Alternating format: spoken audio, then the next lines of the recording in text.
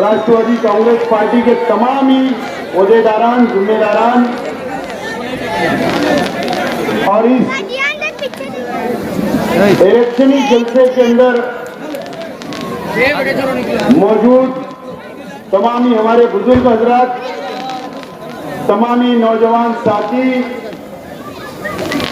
और जहां तक मेरी आवाज जा रही है ऐसी मेरी मां और बहनें और तमाम ही मेरे मीडिया के तमाम ही साथी,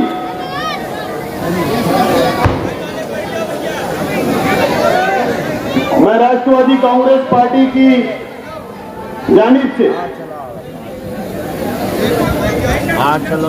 और मालेगांव शहर की जानिब से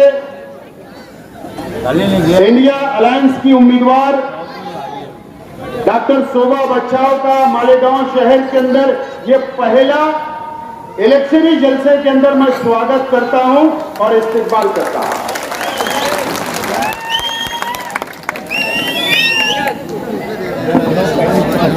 और आज के ये जलसे के अंदर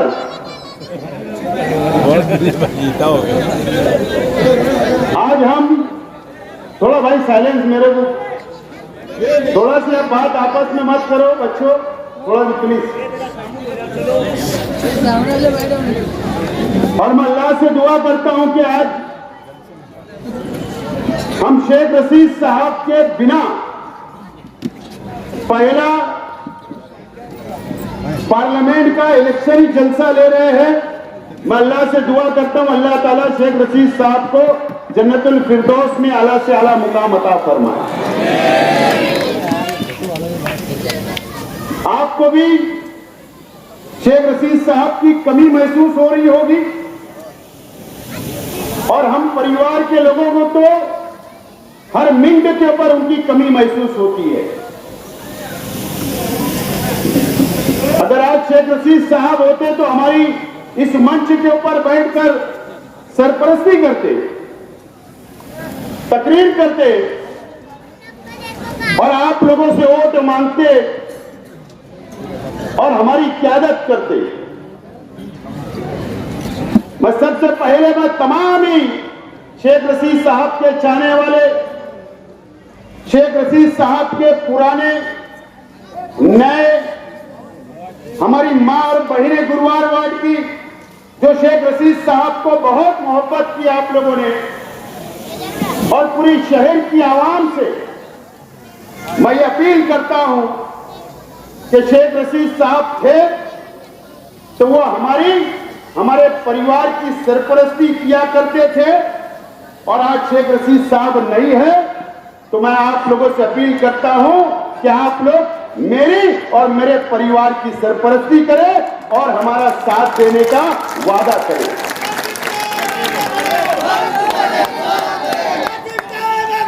क्योंकि शेख रशीद साहब के बिना अब आप लोगों को सफर तय करना है।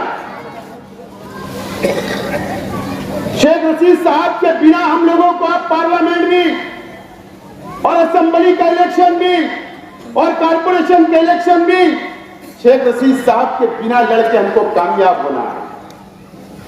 शेख रशीद साहब ने अपने 40 साल सियासी जिंदगी में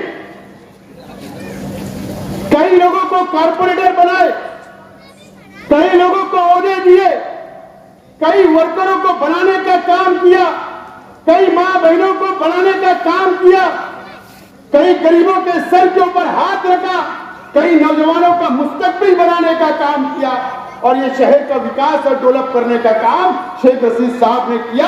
आज उनके विचार को आगे ले जाना है और वो भी शेख रशीद साहब के बिना हम लोगों का सफर तय करना है। ये शेख आसिफ अकेला सफर तय नहीं कर सकता, मेरा परिवार ये सफर अकेला तय नहीं कर सकता। पार्लियामेंट का इलेक्शन हम अकेले नहीं जीत सकते, असेंबली का इलेक्शन हम अकेले नहीं जीत सकते, हम कारपोरेशन का इलेक्शन अकेले नहीं जीत सकते। आप लोगों का साथ जैसा शेख रशीद साहब के साथ रहा वैसे हमारे और हमारे परिवार के साथ मैं मानता हूं और मुझे उम्मीद है कि आप लोग शेख रशीद साहब कभी न कभी आपके काम आए होंगे और जरूर मुझे उम्मीद है कि आप लोग हमारा साथ दोगे दोस्तों। ये पार्लियामेंट का इलेक्शन है। मैंने कहा कि जो उन्वान हमारे थे कि शहर के मुकामी लोगों का भी समाचार लेना है, लेकिन मैं आखिर में लेना। आज हमारा मुकाबला भारतीय जनता पार्टी से, एक तरफ इंडिया अलायंस और दूसरी तरफ एनडीए अलायंस। एक तरफ कांग्रेस के नेतृत्व में इंडिया अलायंस बना, गठबंधन बना, और एक तरफ नरेंद्र मोदी की क़यादत में एनडीए तैयार हुआ, एनडीए गठबंधन बना है दोस्तों। हमारा देश, हमारे नौजवानों के लिए मैं कहना चाहता हूं, हमारे बुजुर्ग जो जानते हैं, जो तारीख पढ़ते हैं देश की, वो जानते हैं हमारा देश 47 के अंदर हिंदुस्तान आजाद हुआ। उसके बाद हमारा संविधान लिखा गया। संविधान डॉक्टर बाबा साहेब अम्बेडकर ने इस देश के हर मजहब को रहने वाले, हर धर्म के लोगों के लिए इंसाफ करने का काम किया, आजादी देने का काम किया। हर समाज, हर धर्म इस मुल्क के अंदर अपने अपने मजहब से रह सकता है, उसको कोई रोक नहीं सकता। यह हमारा संविधान की खूबसूरती है। भाई जरा खामोश पीछे, यह हमारे संविधान की खूबसूरती है। आज इस मुल्क के अंदर 1947 के अंदर इस मुल्क आजाद हुआ। अंग्रेजों से इस मुल्क के अंदर, इस देश के हमारे पुरखों ने, हिंदू, मुसलमान, सिख, ईसाई ने लड़ा, अंग्रेजों को भगाने का काम किया, देश छोड़ने पर मजबूर किया और वो देश छोड़ के चले गए। हमारे उलमाओं ने आजादी दी, कुर्बानियां दी देश के लिए। और जब इस बंटवारा हुआ आजादी के बाद, जब पाकिस्तान अलग हुआ, हिंदुस्तान से 2 टुकड़े हो गए, पाकिस्तान अलग हुआ, उस वक्त नरेंद्र मोदी को यह हक नहीं था कि वो पाकिस्तान जाए। मोहन भागवत को यह हक नहीं था कि वो पाकिस्तान जाए। आरएसएस के कोई लोगों को हक नहीं था। अगर हक था तो इस देश के मुसलमानों को हक था कि वो देश के साथ चले जाते, पाकिस्तान के साथ चले जाते। लेकिन इस देश के मुसलमानों ने यह तय किया, हमारे उलमाओं ने यह तय किया, मौलाना अबुल कलाम आजाद ने दिल्ली की जामा मस्जिद की सीढ़ियों से मुसलमान रुक जाओ, और उनके बोलने के ऊपर लाखों नहीं करोड़ों मुसलमान इस देश के अंदर रहना हमने पसंद किया। हमें इस मिट्टी से प्यार है, इस देश की कुर्बानी जो हमें दी प्यार है। ये आरएसएस वालों को प्यार नहीं है। हमें देशद्रोही बोलते हो, सिर्फ वो जातिवाद करके वोट हासिल करने के लिए हम पर इल्जाम लगाते हो। अरे देशद्रोही तो साध्वी प्रज्ञा सिंह ठाकुर थी, जिसने मालेगांव के अंदर बलात्कार किया। देशद्रोही तो कर्नल पुरोहित था, जिसने मालेगांव के अंदर बम बलात्कार किया, वो मास्टरमाइंड था। देशद्रोही तो असीमानंद था, जिसने कबूल किया। ये किसके लोग थे? ये कांग्रेस के लोग नहीं थे। और देशद्रोही जो करता है, जो देश से गद्दारी करता है, वो कोई भी समाज, कोई भी धर्म का हो, उसको कोई जात और धर्म नहीं होती। देश के गद्दार तो तुम्हारी तंजीमें हैं, उनके जिम्मेदार है, हम नहीं। हमने देश से प्यार किया है और प्यार करते रहेंगे। कांग्रेस की हुकूमत थी 14 तक, उस वक्त भी यूपीए सरकार थी, उसमें शरद पवार साहब और कई पार्टियां, लालू जी, मुलायम सिंह जी, कई पार्टियां थी। जब तक तो हम सुरक्षित थे, हमारी हिफाजत होती थी, हमारी शरीयत की हिफाजत होती थी। उसके बाद मोदी जी, आज अगर इस देश के अंदर तुम्हारे उल्टी गिनती इस इलेक्शन के अंदर जो शुरू हुई है, तो इस देश के हिंदू, मुस्लिम, सिख, ईसाई ने आपका चेहरा, जो आपके चेहरे से नकाब उतारा और जो तुमने बांटने का काम किया, इसके लिए आज आपको ये तकलीफ का सामना करना पड़ रहा है इस मुल्कों के अंदर, और दर दर भटकना पड़ रहा है।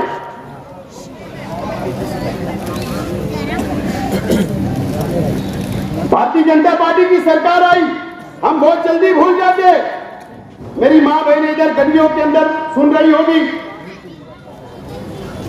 याद करो वो दिन जब यह भारतीय जनता पार्टी की सरकार ने ट्रिपल तलाक का बिल लाया, हमारी शरीयत के अंदर मुदाखलत करने का काम किया। क्या इस देश का मुसलमान या अल्पसंख्यक क्या टैक्स नहीं भरता है क्या? अगर हुकूमतें चलती है, चाहे वो ग्राम पंचायत हो, कॉर्पोरेशन हो, महाराष्ट्र की हुकूमत या केंद्र की सरकार हो, तो इस देश के नागरिक, इस देश की जनता के पैसे से चलती है। जो हम टैक्स अदा करते हैं उसमें मुसलमान भी शामिल है। आपने एनआरसी लगा दिया, आपने CAA लगा दिया। अब हमको साबित करना पड़ेगा कि हम इस देश के रहवासी है या नहीं, इस देश के नागरिक है या नहीं। हमको सबूत लाना पड़ेगा। इस देश के मुसलमानों ने यहां रहना पसंद किया, इस मिट्टी से प्यार किया, इस देश से प्यार किया, इस देश के लिए कुर्बानियां दी। आप ऐसा कानून लाते हो कि अब हमको साबित करना पड़ेगा कि हम इस देश के रहवासी है या नहीं। आपको इसका जवाब 20 तारीख को मिलेगा। 20 तारीख को जवाब देना पड़ेगा। हम सब लोगों को मिलकर, हिंदू, मुस्लिम, सिख, ईसाई, हमारे दलित भाई, आदिवासी भाई, हम सेकुलर संविधान को मानते, इस देश के संविधान को मानते, हम हिंदू मुस्लिम भाईचारा को मानने वाले ये शहर है, और हमको हमारी जिम्मेदारी ज्यादा है कि हम सब लोगों को मिलकर काम करना है। सुबह आई बच्चा हो साहिबा का कांग्रेस का पंजा निशान है, मेरी पार्टी का तुतारी निशान है। न तो आप हाथ तुतारी ढूंढोगे तो वो नहीं मिलेगी वहां, क्योंकि उम्मीदवार कांग्रेस पार्टी को यह सीट दी गई है तो उनका निशान पंजा है। आपको 20 तारीख को उनको वोट देना है। मैं भी उम्मीदवार था,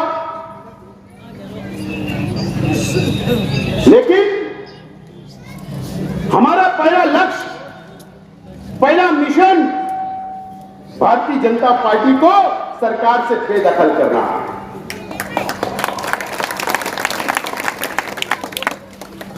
हम वापस हो गए।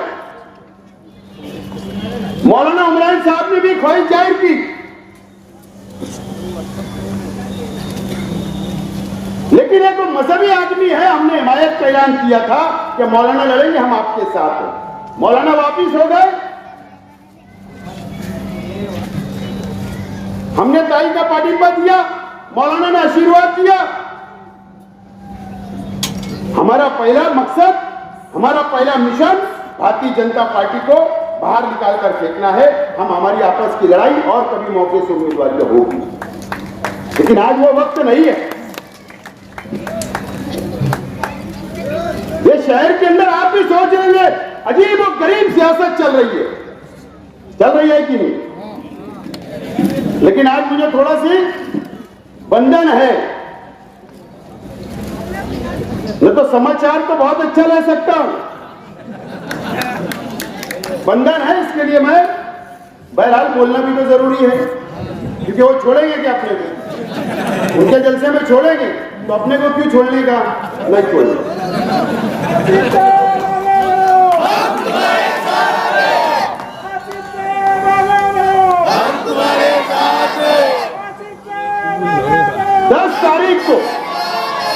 सॉरी 30 तारीख को ये शहर के अंदर कौन सा लीडर मालेगांव शहर में नहीं था? आप लोग ढूंढो, आवाम ढूंढे, मीडिया ढूंढे, कौन कहां गया था, किससे बैठक चल रही थी? वो 100 किलोमीटर दूर गए थे, हमारे जिले के हेडक्वार्टर में गए थे, क्या रियासत के हेडक्वार्टर में ही आप ढूंढो। लेकिन बहरहाल देखो, एक बात समझो, मैंने पार्टी ऑफिस के जलसे के अंदर कहा था, मीटिंग के अंदर, कि कुछ तो खिचड़ी पक रही है, वो हरे कलर की है या कौन से कलर के मुझे नहीं पता। कभी कभी सियासत के अंदर और हमारे मुफाद के अंदर कौम के लिए, देश के लिए, सेकुलरिज्म के लिए सियासी वार करना पड़ता है तकरीर के जरिए। सिर्फ मेरा एक जुमला कि खिचड़ी पक रही है, वो चूल्हा ही बुझ गया, कच्ची रह गई, पता है ना, वो चूल्हा ही बुझ गया। पानी डाल दिया गया कि अगर ढक्कन खुला और उसका कलर समझ में आ गया तो यह शहर कभी माफ नहीं करेगा, कभी माफ नहीं करेगा। इन्होंने अपनी नौकरी इस तरह अवर के रख लिए, चूल्हा बुझा दिए और खामोशी से अब हम ऐलान करेंगे।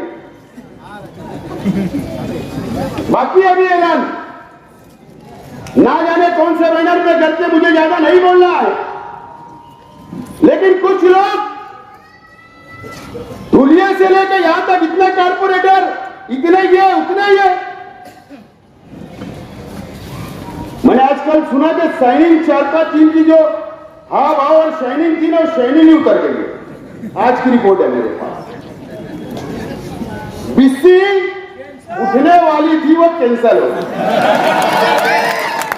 वो बिस्सी वाला ही भाग गया लेके मालूम।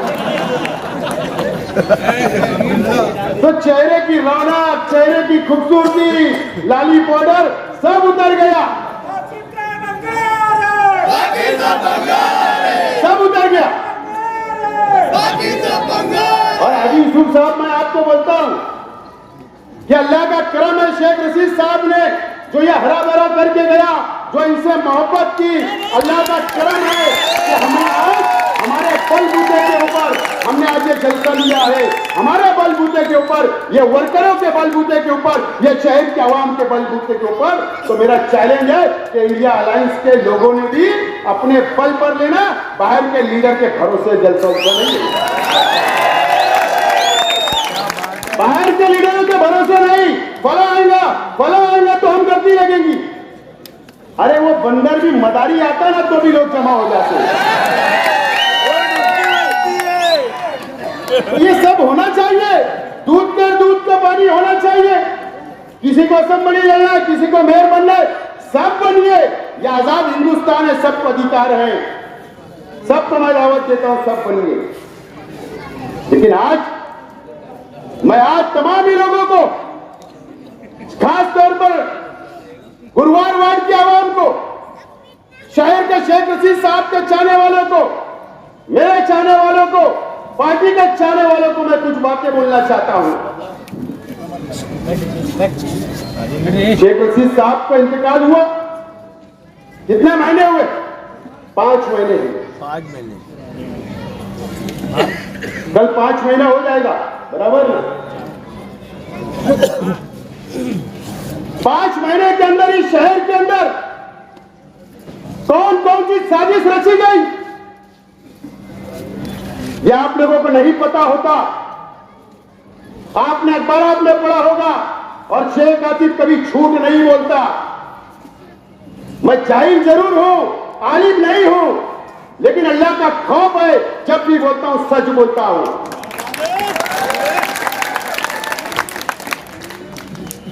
क्या श्रीरामपुर के लोग यहां नहीं आए थे? किसके लिए आए थे? मेरे परिवार में से एक दो लोगों के ऊपर फायरिंग करने के लिए, कत्ल करने के लिए आए थे। अल्लाह का करम है, मुझको पता चला, शहर छोड़ना पड़ा उन लोगों को। पुलिस को मैंने फोटो भी दिया हूं, पुलिस को मोबाइल नंबर भी दिया हूं। अफसोस आज तक इंक्वायरी नहीं। वहां तक तो पहुंचो। अगर कोई हमारे सीने पे आएगा तो हम सिर पर लेकर पटकना जानते, लेकिन पहले कानून। कोई हमारी छाती पे आएगा तो सिर पे लेकर पटकना जानते, लेकिन हम कानून का पालन करते हैं। कानून के ऊपर भरोसा है, पुलिस पे भरोसा है, उसकी इंक्वायरी पूरी होना चाहिए। गोरखपुर से कौन आया था? यूपी से। कहां वो रुके थे? किसकी मोटरसाइकिल इस्तेमाल हुई? क्यों इंक्वायरी नहीं हुई? जब कोई मर जाएगा मेरे परिवार का, या मेरे पे फायरिंग हो जाएगी, जब पुलिस इंक्वायरी करेगी, पुलिस को इंक्वायरी करना पड़ेगा। पुलिस तो बहुत मोबाइल प्रेस निकालती है, मैं तनकीद नहीं कर रहा हूं, लेकिन आपको संजीदगी से सोचना पड़ेगा। कौन उनका पैसा बुला रहा था? कौन उनको घर दे रहा था रहने के लिए? कौन मोटरसाइकिल दे रहा था? कौन हमारे घर की, हमारी ऑफिसों की चौकसी करवा रहा था, निगरानी करवा रहा था? उसकी इंक्वायरी होना चाहिए। ये आज 5 महीने के अंदर ये सुनना पड़ रहा। अभी एक हफ्ता पहले एक जगह मीटिंग हुई। अबे असेंबली लड़ो, पार्लियामेंट लड़ो, कुछ भी लड़ो, मर्द जैसा लड़ो। मर्द जैसा जैसा हम उतरते हैं और लड़ते हैं, हारते हैं या जीतते हैं, लेकिन छोड़ के मैदान कभी भागते नहीं है, आपके साथ खड़े रहते हैं। मीटिंग हुई,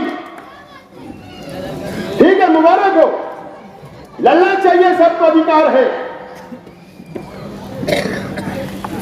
मेरे परिवार से पिछले हफ्ते एक बच्चे से मिनारा होटल के पास कुछ तक किसी की हो गई, उसको फोन करके बोला जा रहा कि गाय को कंप्रोमाइज किया। बोले शेख खलील भी मर गया, शेख खलील भी मर गया, शेख रशीद भी मर गया। बोले अब इनको घेर लो। शेर का शिकार कभी कुत्ते नहीं करते जाते। शेर का शिकार कभी कुत्ते नहीं करते। और शेख रशीद साहब ने वैसा बना के गए कि 25-30 लड़के हैं, हर साल एक भी शहीद हुआ तो 25 साल सियासत करेंगे अगर आपका साथ रहा। बोले घेर लो, बकरी के बच्चे हम घेर लो। शेख रशीद साहब एकदम मूंछ पे हाथ रखते थे तो 10 टाइम लोग सोचते थे हमने वो रास्ता छोड़ दिया। संविधान का, कानून का मानने वाला, ईमानदारी से मोहब्बत की सियासत कर रहे, हमको करने दो, कितनी भी प्लानिंग होने दो। और एक मेरा भाई है, मैंने सुना उसने एक को बोले मार लगी, उसने सुपारी लिया, दूसरे को ट्रांसफर कर दिया। बोले क्या? बोले ईद बाद अकील का काम। अबे अकील का काम? अरे बकरी के बच्चे समझ।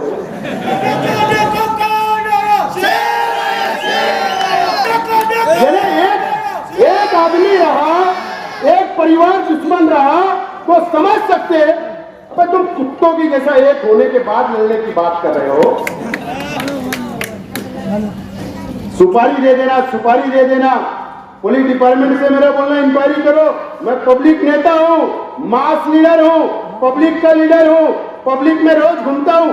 अगर मुझको या मेरे परिवार के लोगों को बाल बराबर भी अगर खराश आई तो याद रखना, पुलिस डिपार्टमेंट, मैं आपके ऊपर भी कानूनी चढ़ाई करूंगा। ये बात को नोट करेगा। अगर हमने कुछ गलत किया, कानून हाथ में लिए तो करो ना कार्रवाई, केस बनाओ, जेल में डालो। कौन डरता है? बाजू के मंत्री से तो नहीं डरे हम, हमने उनके खिलाफ लड़ा तो लड़े डरे क्या? लेकिन मैं आज सुबह जी को बोल रहा था कि तुम ताई को लेके चले जाओ तकरीर के बाद। मला आज फायरिंग होने वाली है जबान की। AK-47 ही चलाने वाला था भाजपा पे, RSS पे, क्योंकि उन्होंने इतनी तकलीफ मुसलमानों को दी, इतने कानून बनाए। मैं कानूनी बात कर रहा हूं भाई, लेकिन मैंने मर्यादा में बोल रहा। लेकिन अब ये शहर में नहीं, न चलेगा नहीं, और न इस देश के अंदर कोई इलेक्शन हो रहा है एनडीए वर्सेस इंडिया अलायंस का। यह हमारी अपनी जिम्मेदारी है कि 20 तारीख को घरों से निकलना पड़ेगा, मां बहनों को भी, नौजवानों को भी, बुजुर्गों को भी। आपके घर रिक्शा आए ना आए, वर्कर आए ना आए, अगर आपके पास स्लिप नहीं पहुंची तो 2 दिन पहले हासिल करो और अपने पोलिंग बूथ के ऊपर जाकर कांग्रेस के पंजा निशान पर हमको वोट देना है और इंडिया अलायंस को सत्ता में बैठाना है, ताकि काले कानून जो हमारे खिलाफ पड़े वो काले कानून खत्म हो जाए। मैं ये अपील आप लोगों से करता हूं। कांग्रेस से इख्तिलाफ हो सकते हैं, तुम्हारे हो सकते हैं, मुल्कों के हो सकते हैं। पहला नंबर बीजेपी हमारा दुश्मन है, उसके अलावा हमारा कोई दुश्मन नहीं है, सब हमारे भाई भाई है। हम अलायंस में देखो कितने लोग की तस्वीर लगी है, सोनिया जी, ममता जी, येचुरी जी, जयंत पाटिल जी, केजरीवाल जी, उद्धव ठाकरे जी, स्टालिन जी, राहुल जी, अखिलेश जी, तेजस्वी यादव, कितने लोग हमारे साथ है। यह अलायंस अगर जीत जाएगा तो हम सुरक्षित रहेंगे, काले कानून नहीं बनेंगे, हम आजादी से जी सकते हैं। और इंशाअल्लाह मुझे उम्मीद है कि हम सब मिलकर, हिंदू मुस्लिम सिख ईसाई मिलकर ये भाजपा का खात्मा करेंगे और 4 जून को जब नतीजे आएंगे तो इंडिया अलायंस की हुकूमत बनेगी। मैं आपसे अपील करता हूँ 20 मई को वोट देने के लिए निकलना है। बहुत बहुत शुक्रिया, खुदा हाफिज। मुझसे कोई जाने अनजाने में गलत जुमला निकला तो मैं वापस लेता, माफी चाहता। शुक्रिया, अल्लाह हाफिज। और हमारा आने वाले जुमा का जो जलसा है वो नया इस्लामपुरा सर्वे नंबर 57 में शिकारी चौक में होगा, आप लोग शरीक रहे। शुक्रिया।